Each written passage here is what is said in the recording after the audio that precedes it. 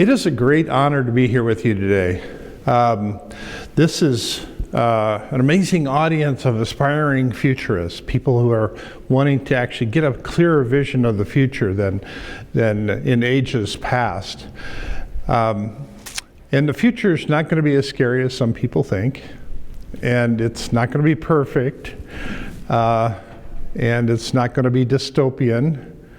Well, parts of it may be, but but we're going to have an interesting time over the years ahead as we start understanding how all of these technologies and all of this thinking starts coming together and setting the stage for what comes next. And that's what we're going to spend a lot of time on this morning. All right, the first thing I'm going to do is I'm going to show you a video. I want to thank the opening speaker this morning for setting the stage here, but let's get started right here.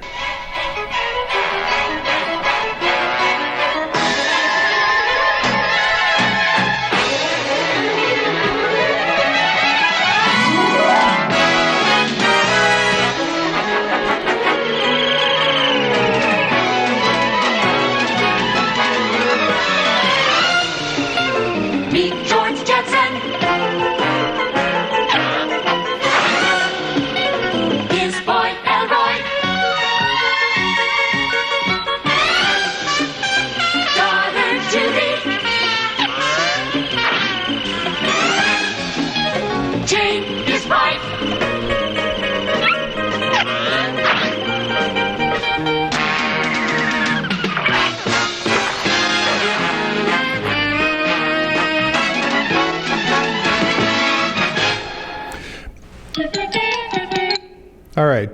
Now, the reason I showed you that is I'm going to tell you a story about this. There's the reason that so many of the buildings in the Jetsons look like the Space Needle is because the architects that were working on the Space Needle were in communication with the team that was developing at Hanna-Barbera that was developing the Jetsons. And they were having all these communications. Now, the Space Needle came out in 1965 for the World's Fair in Seattle, and the Jetsons came out in 1962. So they were talking together, and they thought that all of the buildings and all the houses were going to be on stilts in 2062. So interesting alignment there. But I didn't realize that this was supposed to be about the year 2062. That was new to me. So I got asked to be part of a team that Arconic Corporation was putting together. Now, the Arconic Corporation is a spin-off of Alcoa Aluminum, and they wanted to position themselves as a startup company, as being on the cutting edge of innovation. And they wanted to do that by taking the intro to the Jetsons and redoing it. And they asked me this question: if we were to recreate the intro to the Jetsons today, how would we go about doing that? Based on what we know about 2062 today, how would that be different? So then they brought in Hollywood filmmaker Justin Lin, and there was actually four of us, Adrian Hahn, Kevin Kelly, and Annalisa Cager and myself. We weighed in on our thoughts on how this intro to the Jetsons could be made. And here's what we came up with.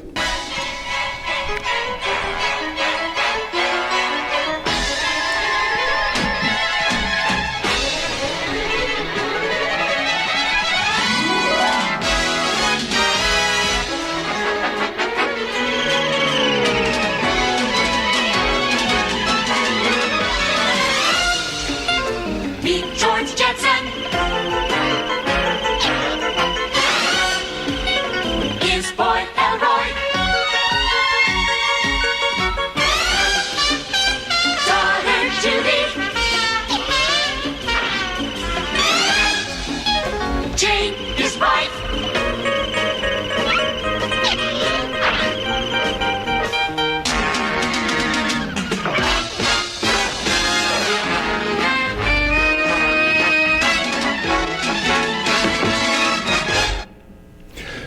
So the reason I'm telling you this and showing you these videos is to just illustrate how our understanding of the future is constantly changing.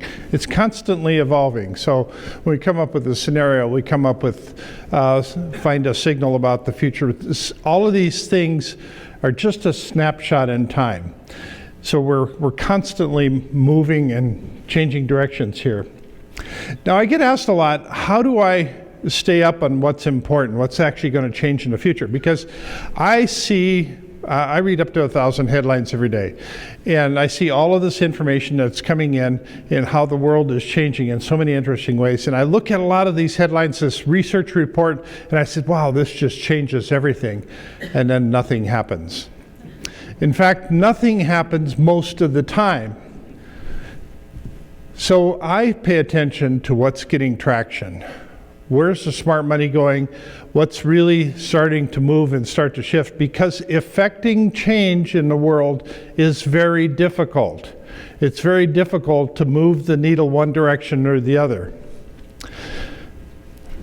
This, in my mind, was the most successful product launch in all history. In 2016, Elon Musk put out a couple tweets and suddenly got tons of people to start signing up for buying this new car that they knew nothing about. There was no drawings, there was no spec sheets, there was nothing about it. And over the next 2 months, over 400,000 people put down $1,000 to be on a waiting list for a car they knew nothing about.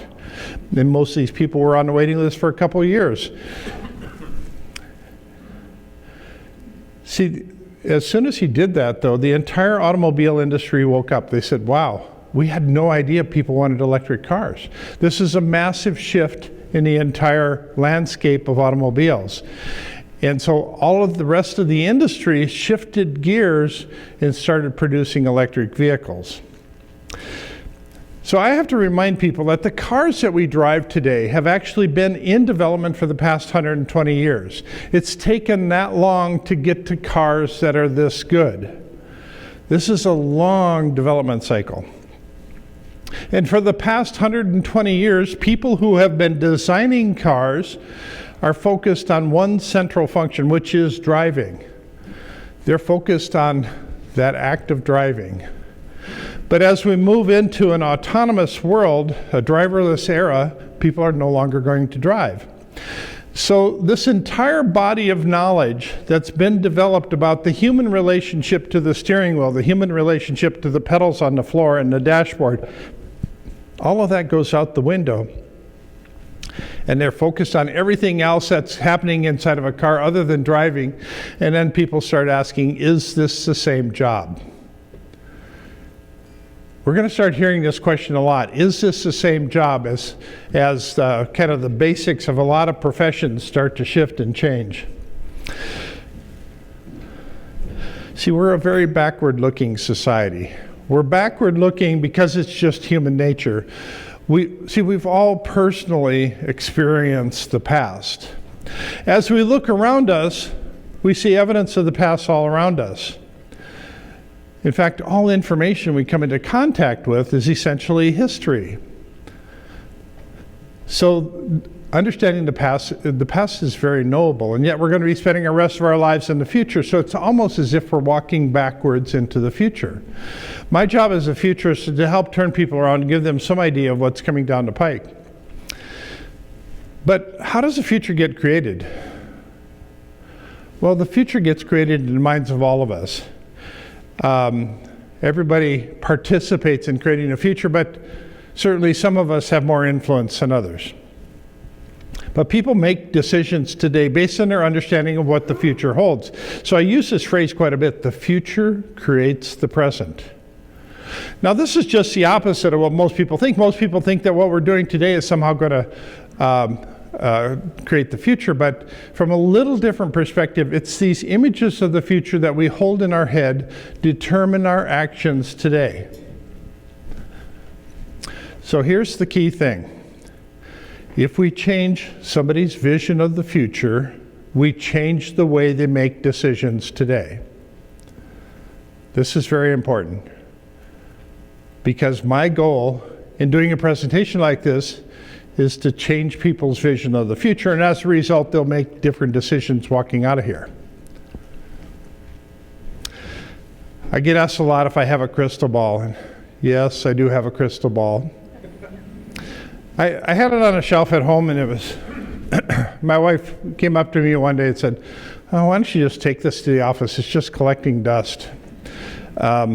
So reluctantly, I put it in the car, take it to the office. I was no more than like 4 or 5 minutes down the road, and I looked over and I saw that my crystal ball had actually started a fire on the seat next to me. See, a crystal ball is a giant lens. And with the sun shining in, we get a lot of sunshine in Colorado, it had started to fire on some of the papers that were underneath my crystal ball. So luckily, I was able to put out the fire without too much danger. But then a little while later, I had this great revelation. And obviously, it came from my crystal ball. But the revelation is that the newspaper headlines the next day were going to say, "Futurist killed by his own crystal ball." And he didn't see it coming. So that's my disclaimer. I don't see everything. As Larry Page says, one of the main reasons companies fail is because they miss the future. I happen to agree with that. I think we're getting blindsided by so many new emerging technologies, new ways of doing business, new lines of thinking. People are getting blindsided left and right. Let me give you 3 quick data points. And it's interesting that we just heard about housing in the future getting smaller. But in 1900, the average home size was 700 square feet. Average occupancy was 7.6 people. By 1980, it had jumped up to 1,660 square feet. Average occupancy was 3.3 people. And in 2022, average home in the U.S. was 2,386. Average occupancy was 2.5 people. So larger houses, smaller number of people. So our future is being built on ideas far bigger and far more amazing than anything in the past. Rooftop swimming pools. I want to know how the hell they get into those things.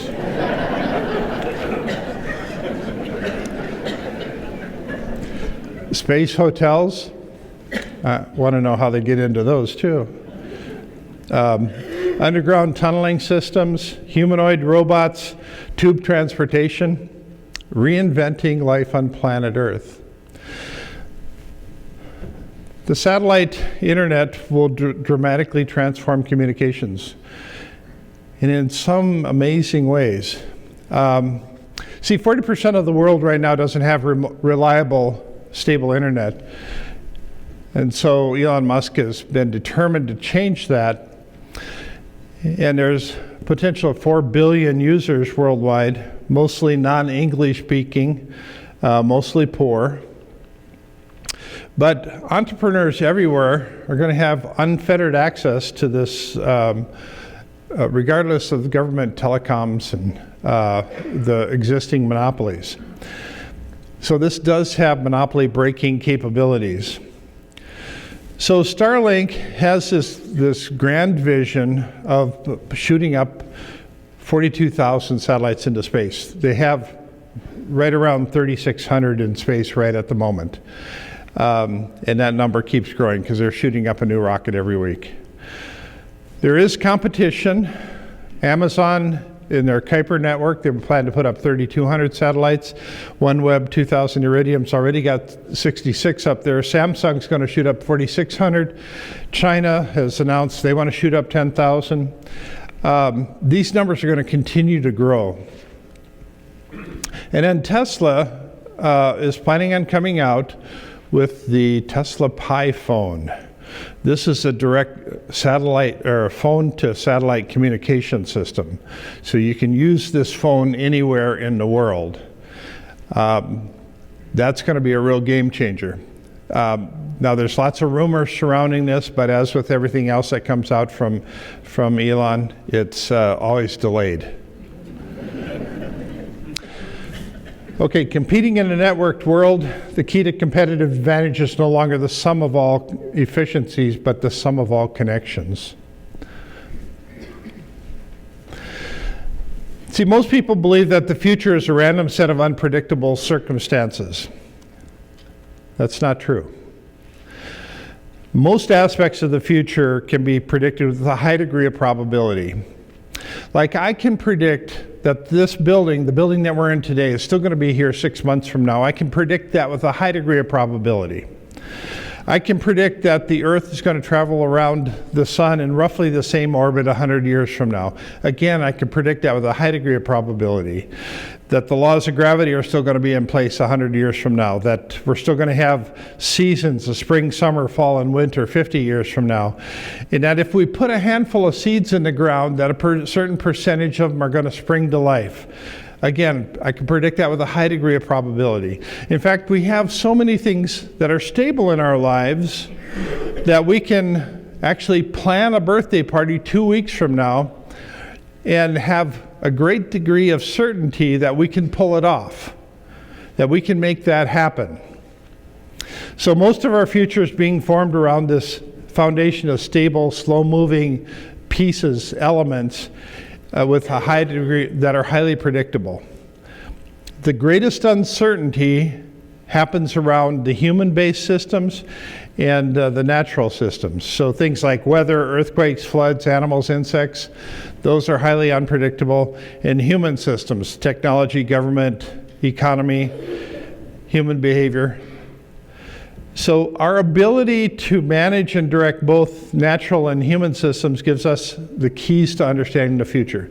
So if we can even get 1% better at predicting those things, it gives us a massive, huge advantage. These are some of the techniques that I use. Signs of the future, question mapping, backcasting, the tool of first situational futurism, attractionary futuristics, systems thinking, and peak X. Now, I'm going to focus today on two of these, which is question mapping and attractionary futuristics. We'll start with the second one there, attractionary futuristics. So an attractor is an event in the future that we're somehow drawn towards. These are things that we know are out there. These are things that put a lot, they're a powerful force that are drawing us to this end point.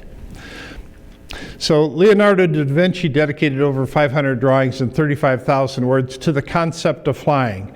Now this is over 300 years before the first hot air balloon flight and over 400 years before the Wright brothers. So da Vinci helped turn this idea of people being able to fly in the sky into an attractor that we are somehow drawn towards. So we have lots of attractors out there, a cure for cancer, autonomous vehicles, space hotels, controlling the weather. There's kind of an endless list of things that we're drawn towards. But if you ask this question, how do we create a new attractor? Something that we're not currently drawn towards, but we're going to be aspiring to create that sometime in the future. So it's a four-step plan. We start with a vision, add dimension and realism to it, build elements of purpose, create relevance in the world we're in today, and rinse and repeat. We do it over and over and over again, so it gets kind of instilled in people's minds all over the future. So we first start with a concept, and second we add dimensions of realism to make it viable in the minds of the entrepreneurs. So this is an interesting way of taking an old still photo and turning it into something that feels real. So realism creates viability in the minds of the visionaries. This is a competition that Seasteading ran to create the first city or nation state in the ocean, and this was one of the entries that came in. Having a visual like this is a powerful element in this whole quest. So next, begin the global conversation and start the process of influencing the influencers. So this is an X Prize competition that was done, and once you can get to that point, then you start incentivizing things with prizes and competitions and awards to build more awareness. And then you unleash the vision. So in 2010, I'll give you this example here. 2010, I did a search on flying delivery drones, and I got 1,550 results. Now keep in mind, this is not that many years ago, 2010. In 2015, I suddenly got 1.1 million results. That's how much that changed in that 5-year period of time. That's quite dramatic. So once there's a sufficient body of work and sufficient global conversation, the vision becomes self-perpetuating. This is something that Steve Jobs was a true master at. He could create these visions of things that he thought we would all want, and somehow he instilled that thinking in people all over the world. So every new building and emerging technology tells a different story about our future. This is the Dubai frame. This is an interesting building. It gives us an interesting understanding of that culture over there. This is a statue of Sardar Patel, which is the tallest statue in the world right now. To put this in perspective on how big this statue is, most people over here don't even know it exists. Sardar Patel was the first Prime Minister of India, and he's kind of envisioned as the strong man. They wanted to counter this image of the Gandhi image of India being real peaceful, and they wanted to celebrate a strong man. So if you see there how tall the Statue of Liberty is, yeah, it's pretty tiny compared to this guy. 600 feet tall. So we're going from rethinking skyscrapers to rethinking our homes. The future business will range from micro industries to mega projects and everything in between. So the technology that we have is giving us more capability. It's increasing our ability to accomplish things. And so we're going to aspire towards taking on these mega projects. I think a mega project is everything over $1 billion project. Now they're getting to be quite plentiful, actually. But I looked at this 4 bridges as possible mega projects. The first one is across the Bering Strait. The second one is the Darien Gap. The Bering Strait would connect Russia with the U.S. and Alaska there. So it's an interesting trivia question sometime. Which country is closest to the U.S. Other than Canada or Mexico? And it's actually Russia. The Diomede Islands that are in the Bering Strait, one's on the U.S. side, one's on the Russian side. They're 2.3 miles apart. And in the winter, it freezes over, and you can actually walk to Russia. Not that anybody wants to do that. Then there's the Korean-Japan Friendship Tunnel, and then there's the Gibraltar Tunnel, which would connect Europe with Africa. These 4 mega projects would dramatically change the landscape of the world, the way things would get done. The Darien Gap, in 1937, we had 14 countries signed on to this treaty to create the Pan-American Highway, all the way from the tip of 19,000 miles, the tip of Alaska, all the way to the southern tip of South America. And it all got built except for the Darien Gap. Darien Gap is roughly 60 miles, section that is real harsh terrain, very environmentally sensitive area, and for whatever reasons, it just never got built. If that got built, that could dramatically change the economy of everything in Latin America and South America. So the longest bridge today is the Hong Kong-Macau bridge. I don't know, roughly 35 miles long. They actually have sleep monitors on there to tell if somebody's falling asleep, and they make you pull over if you are. All right, some of you have been hearing about this project called NEOM, which is sometimes it's referred to as the line. I'm going to show you a short video here, but I was asked to come over and consult on this to help brainstorm on this project early on, and actually got to fly a helicopter over to the west side of Saudi Arabia, where this is being built right now. Cities that ignore nature. Now, a revolution in civilization is taking place. Imagine a traditional city and consolidating its footprint, designing to protect and enhance nature.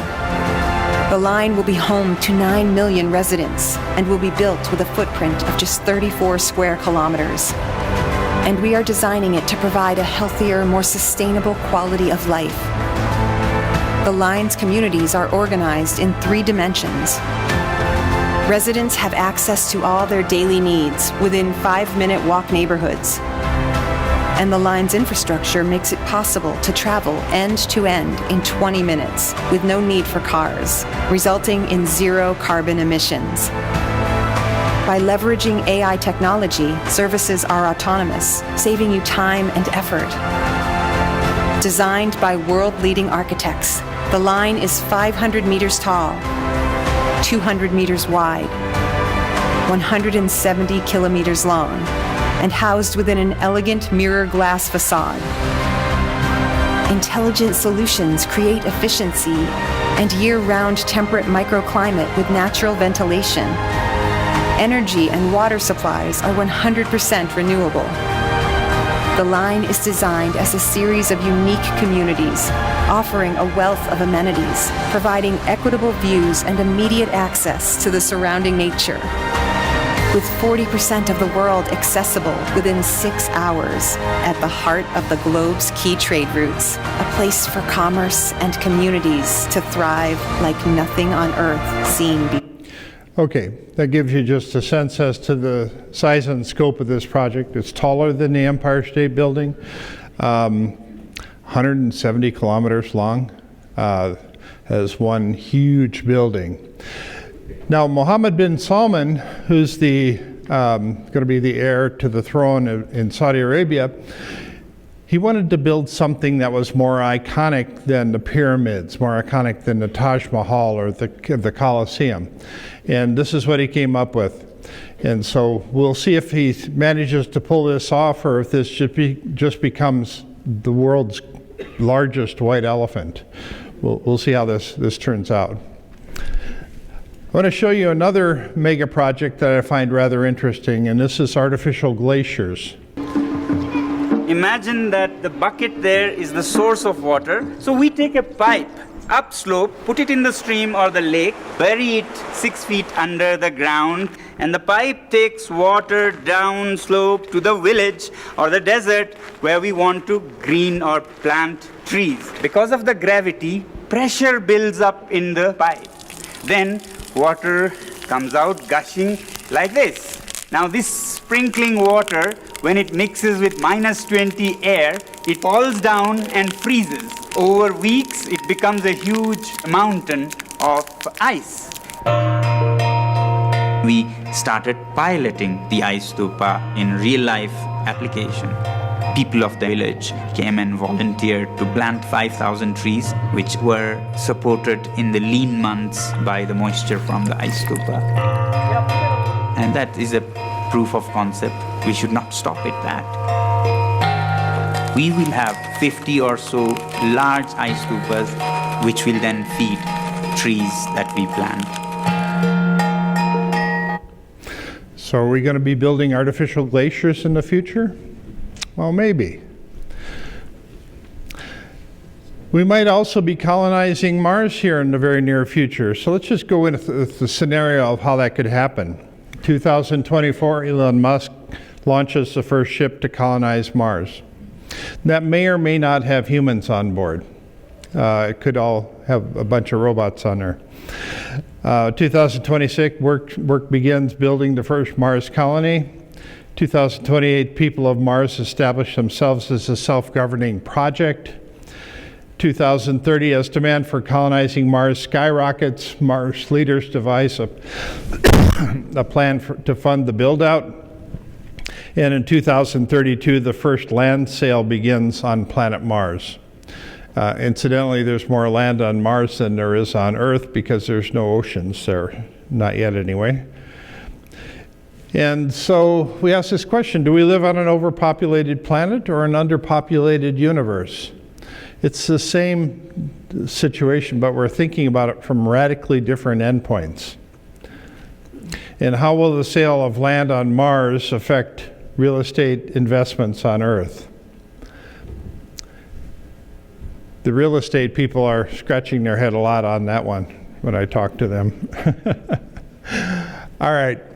We're going to get into some emerging technology here, and I want to challenge your thinking on a lot of this. We're going to get into digital twins, cell culture, bioreactors, autonomous transportation, commercial drones, 3D printed houses, blockchain and cryptocurrency, digital smart cities, and then the future of education. All right, let's jump right in. Digital twins. In 2013, this guy, Janis Burzek, was a vice president of Fairchild Semiconductor, and he put together an event at Stanford University, and he invited, it was called the Trillion Sensor Summit. So he invited lots of representatives of the sensor industry. 250 people attended from 100 companies in 40 different countries. And they concluded that we're going to reach the first trillion sensors in the world in 2024, so next year. They also went on to conclude that by 2036, we're going to reach 100 trillion sensors in the world. So sensors are going to become very tiny, very ubiquitous, very easy to mass produce, very inexpensive, and so we start embedding sensors in everything. These are sensors that are printed onto a human hand. There's a company called Spumali Jeans that makes a pair of slacks that you can wear that have a built-in GPS. So everywhere you're going, if you're supposed to turn right, it'll buzz on the right side. If you're supposed to turn left, it'll buzz on the left side. So everywhere you go, you have a little GPS in your pants. The coming wave of sensors will spawn countless new data-driven industries, including digital twins, IoT, and our emerging metaverse. Digital twins started as a way of modeling physical devices and structures, but evolved into much more than that.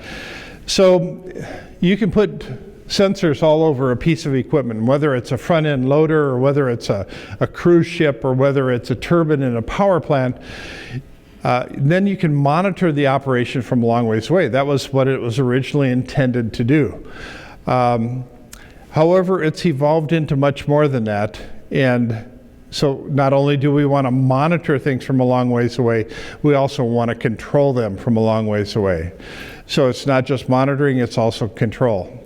And so this raises lots of interesting questions because we start seeing devices come out like the DaVinci surgical machine that allows doctors to perform surgery on the other side of the planet.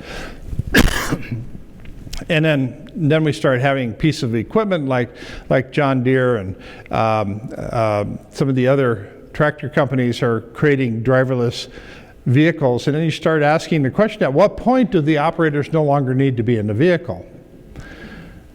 So when a farmer retires, he can move to Arizona and still be farming in Wisconsin. And how much longer do we still need pilots in airplanes? Would you feel comfortable getting onto an aircraft that didn't have a pilot in the cockpit? Probably a more important question is would you feel comfortable if the co-pilot was virtual? The co-pilot was operating it from some cubicle in India. Maybe. These things are radically going to cut the cost of air transportation. So how long before digital twins is common with humans? At what point can we use digital twins to map out what we're knowledgeable about and what areas we're still deficient in?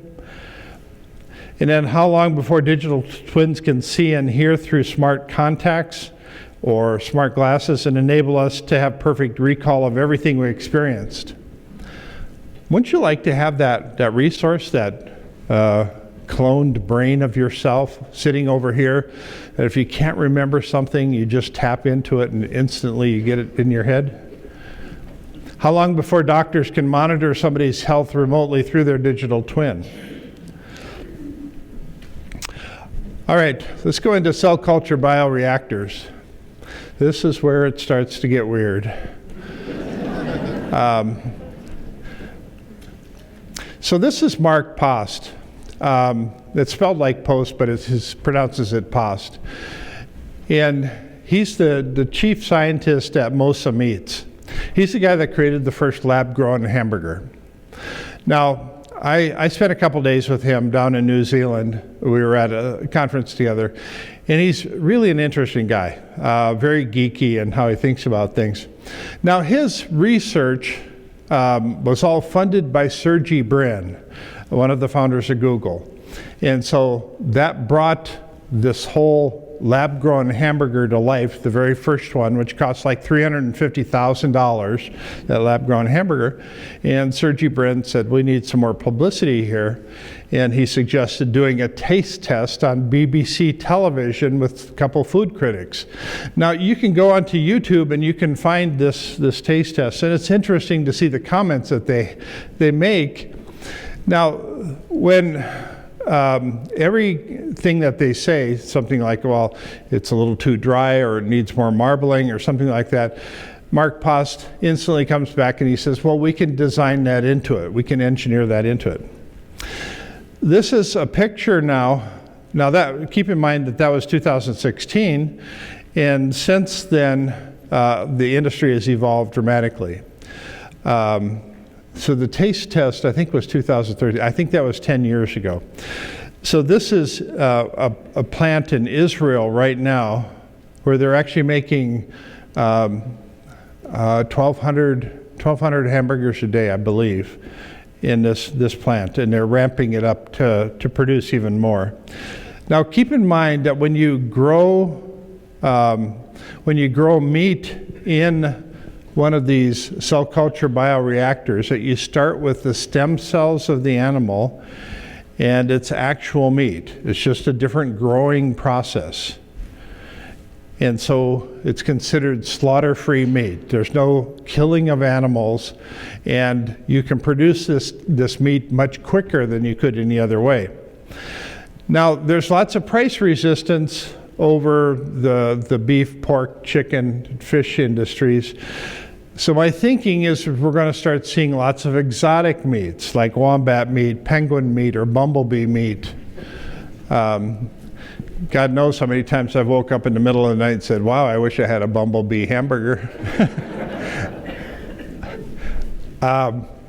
These things are going to kind of come out of the woodwork, and every one of these new types of meats will come with testimonials. Well, this one cured my gout. This one made me run faster. This one grew more hair on my head. And so it'll be kind of an interesting time moving forward. So here's the interesting part. Anything that's grown in nature can be grown inside of these cell culture bioreactors. If I want to grow a 5,000-pound fingernail in a cell culture bioreactor, I can do that. And then maybe you carve it all up and use it as bricks to build a house. I don't know what you do with that. But we're going to start seeing lab-grown blood. This is going to be dramatically changing our blood supply. Lab-grown breast milk. Lab-grown milk itself. So if you were to create a digital twin of your top dairy cow, could you produce a Syria lab-grown milk? I'm not sure those are related, but maybe. Now, here's where it gets real interesting, because somebody's going to try to grow human meat. And we're probably going to create some law about creating human meat. Somebody's going to try to create their own meat, and then try to eat it. Does that mean they're self-cannibals, or I don't know what that means. That's where it goes off the rails. But we can also create lab-grown leathers. So if you were to, as an example, go to Hollywood and get the DNA of some of the stars in Hollywood, get stem cells from some of these movie stars, you could then create designer leathers. So would you buy a purse if it was an actual George Clooney purse? It was made from George Clooney stem cells? Well, maybe. Now, the guys at MIT are doing some really odd things. And I find this to be absolutely fascinating, because you can actually do lab-grown woods. You can create the hardwoods, the ebonies, the cherry woods, and teaks and things like that. But they're actually working on a process where you can grow the wood into the shape of the product that you want to create. So you want to create a chair, well, you grow it into a chair. You want to create a Stradivarius violin, you grow it into that shape. Or you want to create a Gibson guitar, you grow it into that shape. That's what they're working on. I'm going to be fascinated to see what they come up with. This is an interesting process that's still being tweaked. It's being tweaked a lot along the way, as they start with the stem cells and then they add different fluids and different mixtures and actually decide how to actually produce these things faster than they would grow normally in nature. These are lab-grown lampshades. Is that something you would buy? Maybe not, but it's an interesting product. So lab-grown tusks and horns, will this actually reduce the number of poachers out there that are killing lots of the animals in Africa? Maybe. There's a lot of potential here. Is lab-grown meat and milk really the future of food, or just a passing fad? And how willing would dairy farmers be to replace their cows with cell culture bioreactors? And what are the long-term health implications of consuming lab-grown meats and milks, and how will that compare to traditional animal products? Okay, autonomous transportation. This is going to redefine the heartbeat of our cities. So driverless technology will be the most disruptive technology on planet Earth. This is something that is going to touch the lives of every person on planet Earth. So very soon, cars with steering wheels will seem as outdated as dial telephones. The car loan industry will eventually decline and disappear altogether. Now, it doesn't mean that car loans go away completely, but it becomes a B2B operation rather than B2C. The car insurance industry is the same thing. Eventually will decline and disappear altogether. This is over a long period of time, not instantly. Autonomous vehicles will radically change transportation, but we still have many unanswered questions. Will autonomous vehicles look more like a car or more like a van? Will we still own our own cars, or will we just summon a car when we need one? Teenagers will be some of the early adopters because parents will want that. But things will go wrong. With teenagers, how can anything go wrong? A very real question, though, is what do we do with kids? At what age can a child drive in a driverless car by themselves? So if we create a system that recognizes a parent on one end and a teacher on the other end, can we put a child go in that car to drive to school by themselves? For how long? So to make it more realistic, can we put a 6-year-old child into a car, and if it takes 10 minutes to get to school, is that okay? If it takes a half hour, is that too long? It recognizes the parent on one end, the teacher on the other end. These are things that we haven't had debates about these issues yet. That's coming. How much privacy will we have in a vehicle we don't own? If somebody owns these vehicles, they don't want drug deals going down in them. They don't want kind of the mafia lords to meet in them. How long will it take for people to trust the safety of driverless cars? Will it increase or decrease the number of cars on the road? How long before I have adequate number of charging stations? Will the roads need to change, and if so, how? How long before I can fall asleep and wake up in a new city? This is the thing I want most. I just want to go to bed and wake up in Dallas, or wake up in Cheyenne or something. Will governments be able to track our every movement? Maybe. If we don't own our own cars, will dealerships survive? They're going to have a hard time. And will this set the stage for driverless mobile businesses? So I think this gets real interesting here. So if you think about being at home late at night and you need something from the store, and you just don't want to have to get dressed and go to the store, so then you summon the store to come to you. So this little convenience store pulls up in your driveway, and you can walk out in your pajamas, you pick out whatever you want, there's nobody there, and it'll just automatically charge you for whatever you take. You're totally unaware that there's 82 cameras watching everything you're doing, but then it drives off and goes to somebody else that's requested a convenience store in their driveway. Is this the future? How long before we can actually have our offices in a driverless mobile vehicle, so that we're not going to the same cubicle every day, but this cubicle is driving around, and then we can pick up people to be part of our discussions, part of our meetings. We can engage with different people along the way. If you have a cooking school, as an example, you could pick up students throughout the day and do demonstrations while you're waiting to get to the next student and that sort of thing. And then at the end of the day, then you recap all the stuff that was taking place. Driverless mobile hair shops, driverless mobile dog grooming, driverless mobile banking and loan services. Bike repair, bike rental places, nail salons, lots of different kinds of retail, a lot of interesting shapes for these retail stores.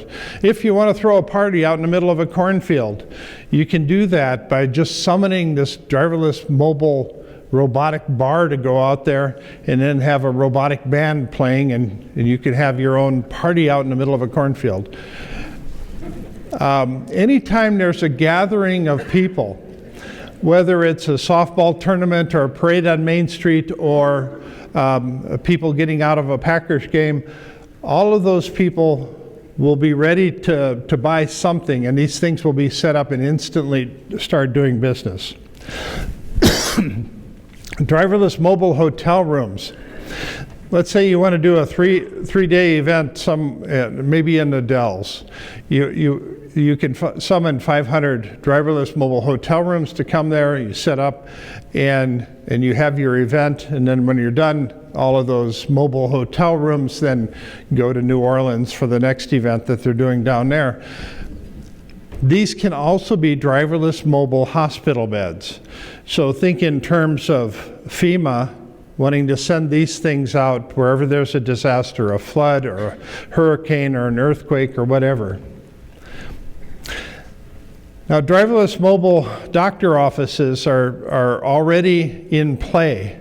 They're being tested out in several countries, and you can go into these things. You don't have to wait in the waiting room for the doctor to show up. You can just go in there, and they can do quite a few analytics on you and just determine what might be wrong with you. And they're getting better all the time. So is that going to totally replace doctors? Not for quite a while, but they're making great strides in this direction. Now, I think of the mall of the future as being this giant warehouse where every morning they open the doors and these driverless mobile businesses start pulling in and set up to start doing business. Now, this in my mind, is a real inviting atmosphere because it's a different configuration of businesses. It's always changing, very fluid. Lots of different people are going to show up every day for a totally different experience. So how realistic is this portrayal of the future? What impact will autonomous transportation have on urban planners and the design of cities, particularly with regard to parking and traffic flow? And how will autonomous transportation affect the way we think about car ownership and the automobile industry as a whole? Drones for agriculture. Drones are good for monitoring crops, for applying herbicide, pesticides, using sensors to map out fields. You can know what every cubic square foot of that field is doing, monitoring livestock, chasing off birds off your sunflowers. You can have a far more analytic farming structure just with all of the sensors that are going to come into play here. And certainly being able to use drones to track if anything goes wrong with a driverless tractor that's out in the field. I always think of farmers in the future being more like a conductor for an orchestra. They have all these machines and they have to just wave the batons to make it all work. I'm pretty sure we're not going to have floating combines because there's a little bit too much weight there. But this raises a good question, that if a chicken thinks it's a cage-free chicken, is it?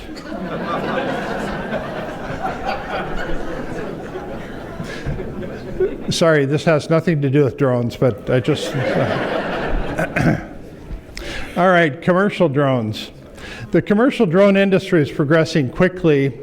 The delivery drone market is projected to reach $5.5 billion in 2030. The drone taxi market is projected to reach $3.6 billion by 2030. And then you start asking the questions. How long before we reach 50,000 drones flying over a major city on a daily basis? And what problems will this create? Where are the opportunities? Will drone taxis create the need for mini airports? Will mini airports be located on the ground or on the tops of buildings? What's the maximum distance drone taxis can travel? And will medical deliveries be given top priority? Will rural communities be given higher priority than metro areas? How long before drone taxis become a common form of transportation? And then how will flying drones change the nature of home ownership? Does having a drone-friendly designation on your neighborhood increase the value of your home? What advantages will drone security offer? And will your drone be able to talk to your neighbor's drones? That's an important question. And what emergency services will drones offer? How common will it be for homes to have their own fleet of drones? You have 10, 20, 50 drones. And then who has the right to shoot a drone out of the air? I know we're all thinking this. And then, more importantly, then when do we have an obligation to shoot a drone out of the air? So who gets to decide whether a drone is helpful or menacing? This drone actually happens to be burning trash off of a power line, but how do we know it's burning trash off or trying to cut through the power line altogether? Who gets to decide that? And then does the right to bear arms also give us the right to own a drone that's armed? Oh, that's not scary at all. All right. As Mark Twain says, a man who carries a cat by the tail learns something he can learn in no other way. We're going to start off talking about the irrational human. Now, this is a picture of my wife, Deb. Now, yeah, she's actually on the other end of the spectrum from the irrational human. She and I were on a beach in Cancun, and we're sitting out eating dinner one night, and we had this, we get into these crazy conversations, and I asked her the question, would you prefer to eat sushi that's prepared by robots or sushi that's prepared by humans? Because The sushi chef, I mean, this is a fine art, you know, to actually have the skills to the way they prepare the sushi and everything. And she thought about it for a while, and she said, you know, I'd rather have sushi that's prepared by humans because I love the inconsistencies that go along with it. See, for her, machines meant perfect consistency and preferred perfectly prepared meals, and that was less appealing. So when it comes to automation, the marketplace will decide, and the market is not always logical. We still go to concerts even though listening to pre-recorded music at home is safer and more comfortable usually. We still go to museums even though we can see lots of these images and a lot of the things in the museums online. We still go to coffee shops even though we can brew the same coffee at home and it's far less expensive. The value of the experience outweighs the incongruity of the decisions being made. Humans are not always logical. See, will a robot smile ever be as comforting as a mother's smile? Probably not. If a robot tells you you're beautiful, will that ever mean as much as when your boyfriend or girlfriend says it to you? Robots don't sweat, they don't complain, they don't have to urinate, take breaks, get angry, or make mistakes. Machines are not designed to be cruel, insulting, lazy, power-hungry, envious, selfish, all kinds of attributes that they're not. However, humans come with a number of positive characteristics that offset the negative ones. We can also be friendly, helpful, charming, risk-taking, inspiring, bold, brilliant, resourceful, gracious, humble, and forgiving. See, when it comes to designing machines to replace humans, we often forget how enormously complex we are. We have a need to compete, a need to belong, a sense of purpose. We crave attention, love, importance, and the human touch. We must never forget the human touch. Very powerful part of the human existence.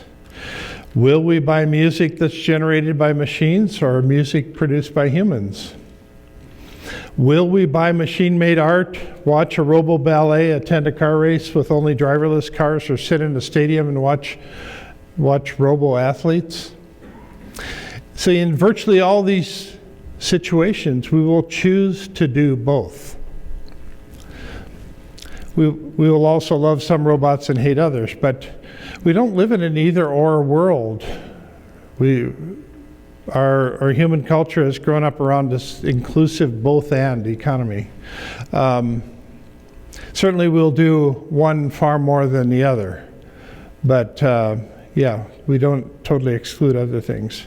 Restaurant owners will use robots to gain efficiency. Artists will use robots to produce art. Musicians will learn to play with robots instead of against them. So let's go into the 3D printed houses. So we've been looking at the 3D printed houses for a while here. And there's been a lot of, the early stage ones gave us the thinking that this is going to radically take place just overnight, and it's taken longer. But this is the way we've been thinking in terms of being able to set up a rig around a site and just start printing all the walls. Now, as this technology improves, we're not just printing the structure, we'll be able to print the cabinets in the kitchen, the toilets, the sinks, the roof, the windows, the insulation. All of this stuff will get printed all at once. And then, voila, you're finished very quickly. It'll be structurally better than anything we have today. Here's a house being printed in January in Russia. This is kind of an interesting little video to show how this is done. Being able to have, this one's done on a center pivot, so this is a circular kind of house. It's only about 450 square feet, costs about $10,000 to complete this one, done in January. And it's pretty cool design. And you can see that if you take that center boom and you extend it out a couple feet, you have a much, much bigger house to work with. So this work is going on in lots of interesting areas. One of the leading companies in the US right now is Icon, based out of Austin, Texas. And this is a 3D printed neighborhood. These are going up rapidly. So will it be more efficient to construct units in a factory and haul them, put them in place, or do it on site? We still have to decide that. Here's an Italian architect that came up with this idea. This is a high-rise building. He wants to 3D print the units on the ground. You can design your own unit, print it on the ground. And then there's a crane on the top of the building that they'll use to lift up each unit and then slide it into place.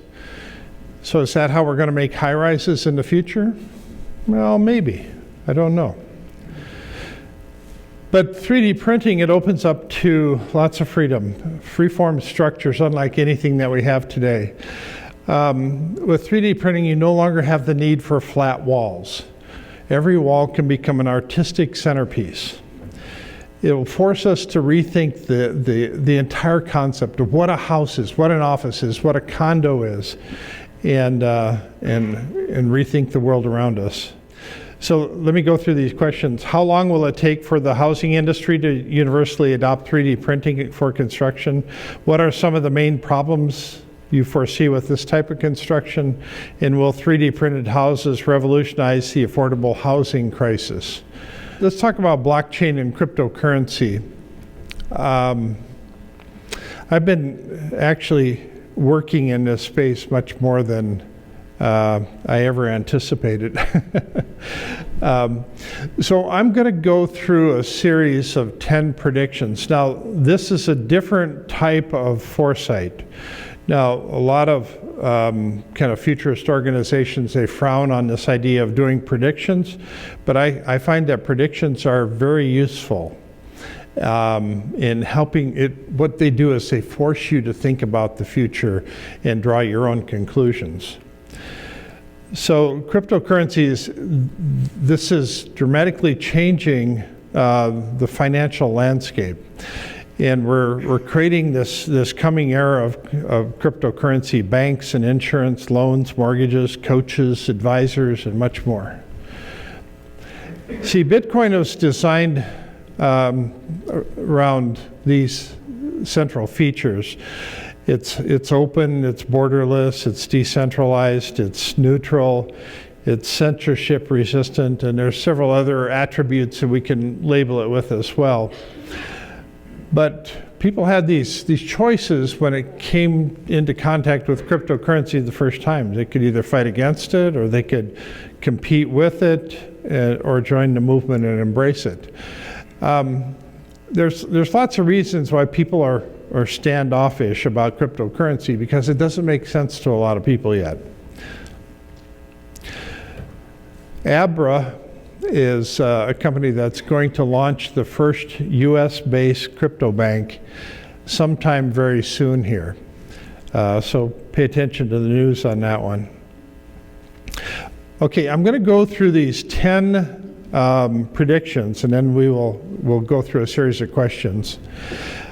Older generations will be confused by cryptocurrency and will remain loyal to national currencies, giving traditional money and banking longer staying power.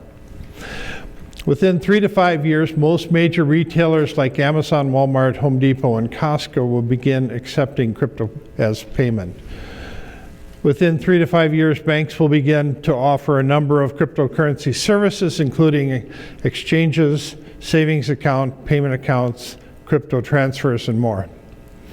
By 2030, major credit cards like Visa and MasterCard will fully support and back multiple cryptocurrencies.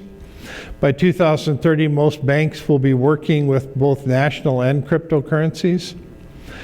By 2030, blockchain credit bureaus for cryptocurrency will overtake traditional credit bureaus, which will eventually go out of business. By 2030, most banks will offer cryptocurrency loans for houses, cars, etc. By 2030, the majority of all home sales will use a blockchain system to secure titles. By 2030, majority of all loans worldwide will use blockchain technology to secure the transaction. And then by 2035, banks will earn the majority of their income from cryptocurrency services. So let's stop now and look at a couple questions here. In what ways do predictions give you a different perspective on the future? We had been asking a lot of questions, now I'm giving you predictions. Is blockchain a more significant advancement than cryptocurrency? As emerging technologies, what will blockchain and cryptocurrency look like in 2040? All right, digital smart cities. They're going to set the stage for a whole new kind of community here. Smart cities will aspire to be easy to live in, easy to work in, easy to travel, and create easy ways to connect with others. We'll judge them by their liveliness, enthusiasm, vibrancy, spontaneity, and their aptitude for serendipity. So the smart cities in the future are just going to be fun to live in, fun to things that happen there. They'll use blockchain as consensus mechanisms for smart contracts, authentication, authorization. Smart city blockchains will also be used for identity management, transparency, voting, taxes, tracking asset ownership, etc. So they'll be monitoring, they'll have new ways of monitoring air pollution, disease, toxic chemicals, things like that. Transportation networks will spot where traffic bottlenecks are and automatically reroute traffic around problem areas. Delivery networks will automatically find the fastest delivery routes. They're also going to be developing systems for smart policing, protection, emergency rescue.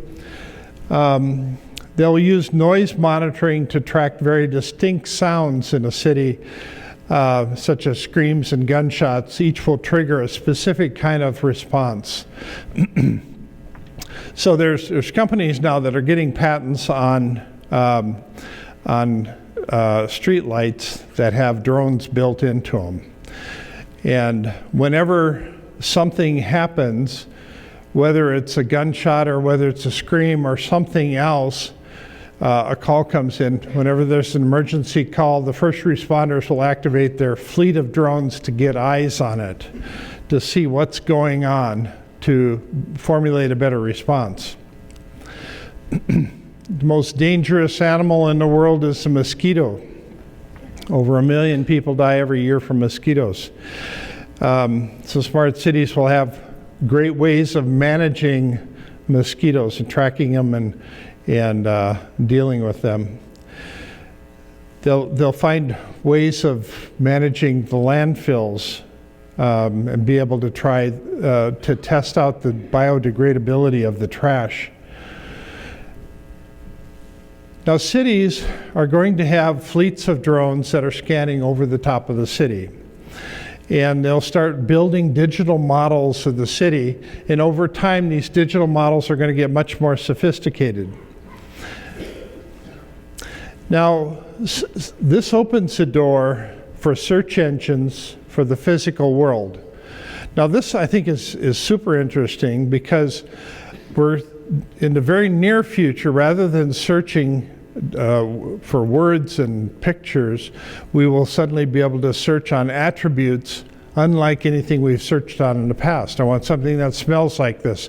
I want something that tastes like this. I want something with this level of reflectivity, with this texture, with this harmonic vibration, with this specific gravity. Now, we don't have to know how these search engines work. We just have to know that when we put in this search query, that we get the right response. And so that's going to open up the door for lots of other things. Now I'm going to give you this exercise here that's just tied in with smart cities. This is a question mapping exercise. Now, we've been doing a lot of this already, but question mapping is a technique that I talk about in Future Like a Boss. And So once you have a key question that you don't know how to answer, once you start asking a series of questions surrounding it, then you can actually get much closer to the answer that you're looking for. So the question mapping involves the who, what, when, where, how, and why of the situation, but it also involves what came before and what comes after. And there's a series of other techniques that we teach in the course. So the question mapping exercise we're going to do is on robotic dogs. All right, I know you guys have all been thinking about whether or not you should have a robotic dog at home. So what's the purpose of a robotic dog? Is it used for protection? What kind of protection? Against what kind of danger? Why a robotic dog and not a robotic cat, or a monkey, or a bird, or a giraffe, or perhaps a humanoid robot? How will a robotic dog respond when danger is detected? Will it start to growl and let the owner know something is wrong? Will it bark? Will it attack by biting the person or animal it suspects to be dangerous? Or will it operate far less like a traditional dog? Will we be able to talk back and forth with our robotic dog? Will it communicate silently through text messages, video chats, or some more elaborate audio smart glasses holographic system? And how will a robotic dog deal with other robotic dogs? Will your robotic dog learn to play games with other robotic dogs? Will robotic dogs be used to rob a bank? Will they be used in gang wars in Chicago's South Side neighborhoods? Can they be used to assassinate a prime minister or president? Will robotic dogs have the ability to jump, run, swim, fly, climb the side of a building, or all of the above? And does the right to bear arms also give us the right to own a robotic dog that's armed? All right, this is a little taste of question mapping. How can question mapping be used to help define an emerging technology? And do these type of questions help spawn other questions in your mind? And as a result of this, are you more likely or less likely to own a robotic dog in the future? All right, we're going to get into the future of education here. And I think this is where we're going to have some interesting discussions. How many Einsteins and Mozarts are born in every million people? And then the logical question to follow that is, can there be more and should there be more? We're headed towards a world with far more AI integrated world with all the systems that we're building. Our future is being driven by endless troves of data and AI bots that will assist us in the decisions we're making. So it's no longer possible to predict the educational needs of a business 4 to 5 years in advance. And this is a critical piece of the whole equation because what I talk about is universities right now are shooting behind the duck. They are training people for the way the jobs are today, but that system is going to be gone 5 years from now. So the human race has an unwritten mandate to pass knowledge from one generation to the next. However, we don't have good systems for doing that. Libraries are not good enough, colleges are not fast enough, and technology still has a poor interface for the human mind. But changes are happening very quickly. Our education system has been built around just-in-case learning, which ends up being a very poor fit for our just-in-time business world that we're in right now. Very little of what we learn in college ever gets put into play into today's business world. So as a result, we're seeing lots of alternative forms of credentialing. Certifications now are competing directly with college degrees. So we have a huge demand for cloud management certification, a huge demand for cybersecurity certifications, and we're also seeing a huge demand for blockchain and crypto certifications. If we apply AI to teacher bots, the new game will be to find the fastest way to teach students. AIs will be used to reverse engineer skill sets in every profession, mapping out competencies, one experience module at a time. These disconnects will give rise to a whole new breed of assessment bots, coach bots, and teacher bots. Early stage coach bots and teacher bots will look like a pair of smart glasses, just like what I'm wearing here. That's what I have on right now. They're smart. Actually, I got a prescription. I went into the doctor's office. I had him put in a prescription to see into the future. And these will be smart glasses to see what we're seeing and hear what we're hearing. So everything that we read, everything that we're consuming, it'll record all of that. It'll understand all that. They'll also have sensors to feel, touch, smell, and taste everything we're experiencing. So they will coach us through a conversational interface as well as visually through other mnemonic cues. Now, when I think about this, I think about the smart glasses having 4 different kinds of bots built into it. The buddy bot, the assessment bot, the coach bot, and the teacher bot. It helps me organize it in my mind, but they'll tend to overlap and blend together.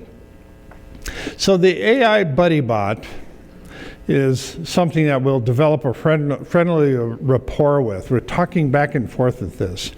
It'll be responding to positive exchanges filled with jokes, happiness, and excitement, as well as negative exchanges filled with anger and frustration. The buddy bot will become your personal buddy, your best friend, that person you tell your most intimate secrets to, confide in, and share your hopes and dreams. It'll be your personal therapist, your cheerleader, your protector, your guardian of your privacy, and conversational coach. It'll be able to finish your sentences for you. It'll be the friend you always wish you had, the source of unlimited information in your single most valuable profession. So the average person today consumes information over 12 hours every day. But we currently have no way of monitoring the salient pieces of wisdom entering our mind. They're being added to our working memory. So I like to ask this question a lot. If somebody reads 1,000 books, is that the equivalent of a college degree? If somebody watches 1,000 movies, is that the equivalent of a college degree? If somebody listens to 2,000 hours of podcasts, is that the equivalent of a college degree? And the correct answer is, well, it depends on the movies and the books and the podcasts. But we have lots of information that we're not getting credit for. How does that change in the future? The assessment bot will be able to assess what skills and ability you have. It will know when you've completed a learning experience, able to assess how much you've learned, and award microcredits as a result. Now, when I talk about microcredits, I think about microcredits as 100 microcredits equals 1 college credit. The coach bot will know where your passions lie, what topics you're interested in, what your objectives are, and what success looks like to you. You're talking back and forth to this thing. It knows you intimately. It knows what you're interested in. I often say that obsession is underrated. And in a lot of obsessions, people are going to obsess over the things they're most interested in and get credit for it this way. The coach bot will understand our situation, help clarify our goals, and suggest ways to make good decisions. It'll step us through the options and support our decisions. The teacher bot, whenever there's a skill deficiency or an unmet curiosity, the teacher bot will step in and suggest possible solutions.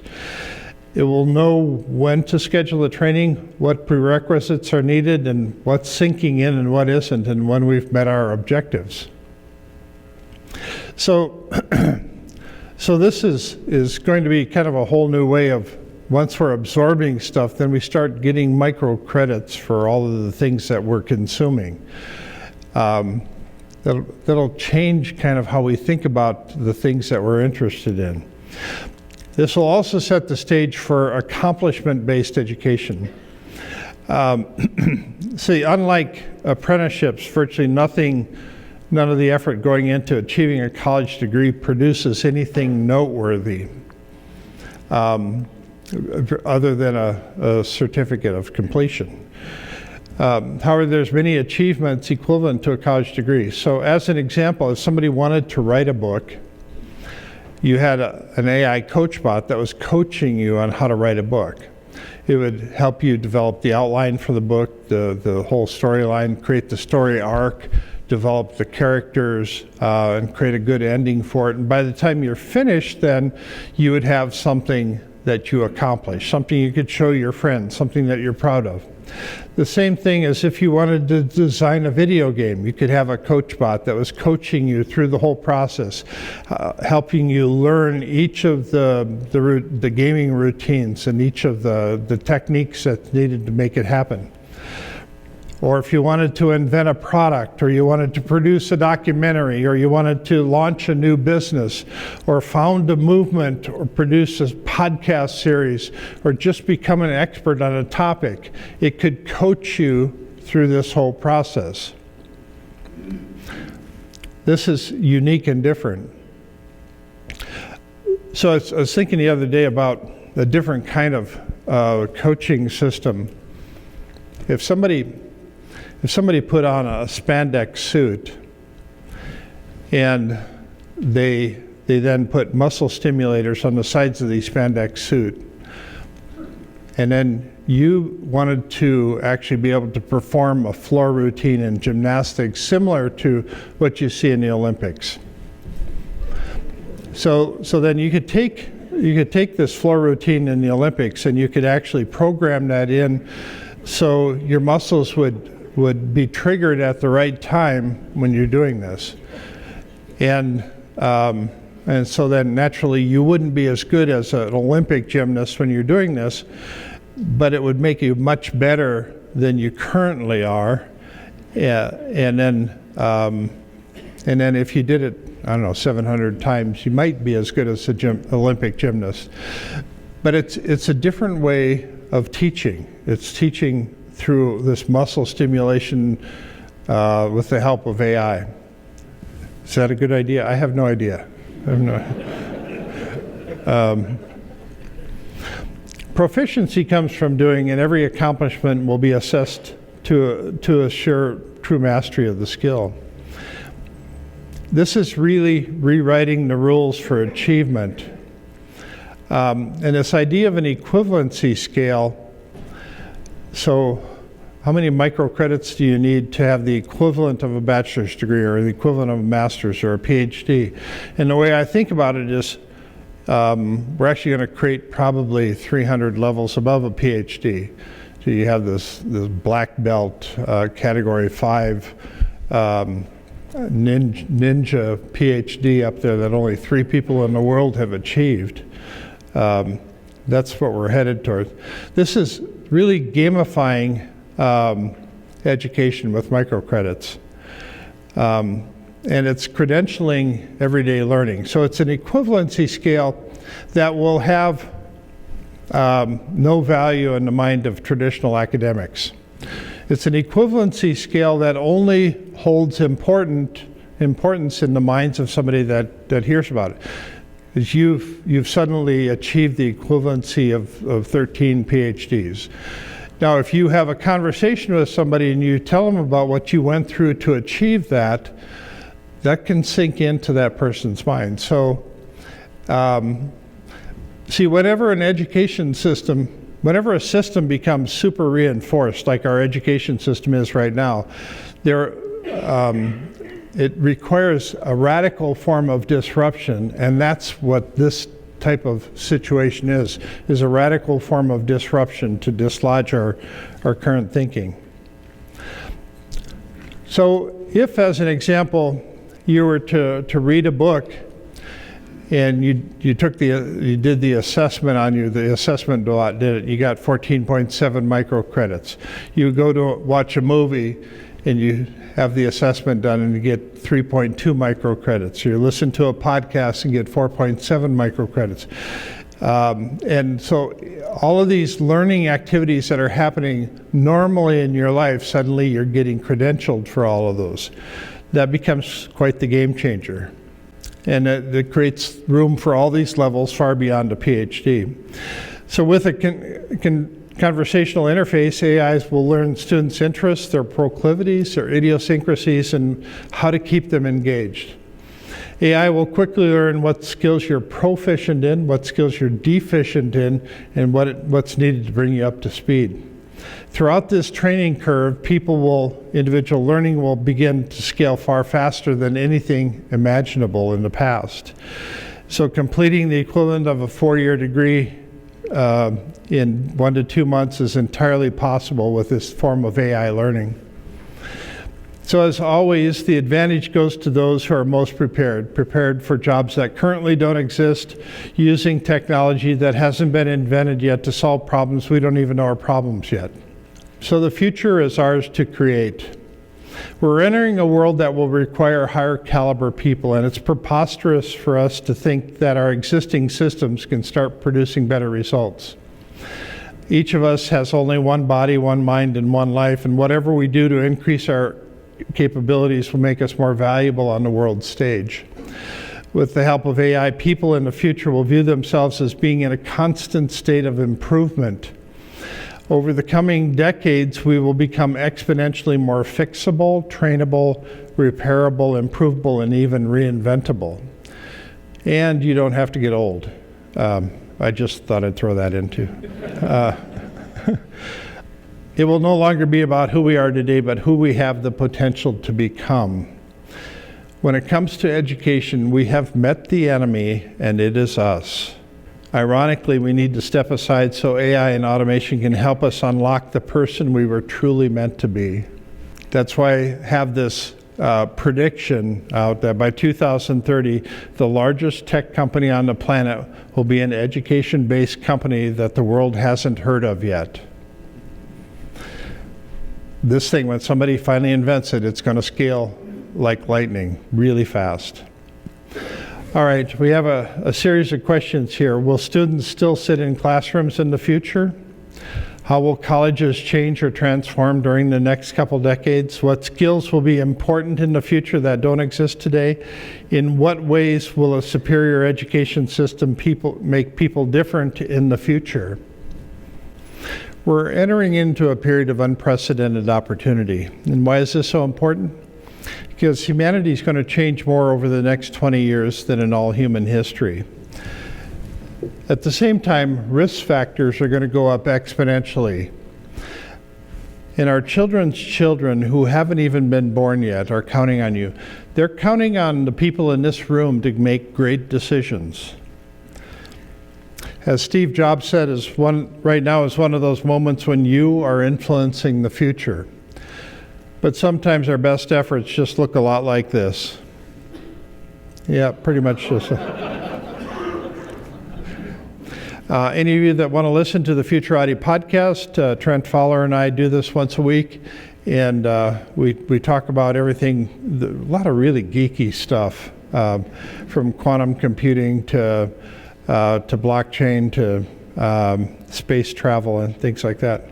So if you want more information, send me an email, and we could subscribe to the newsletter, Future Trends Report. It goes out once a week.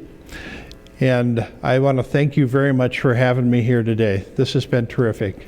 Thank you.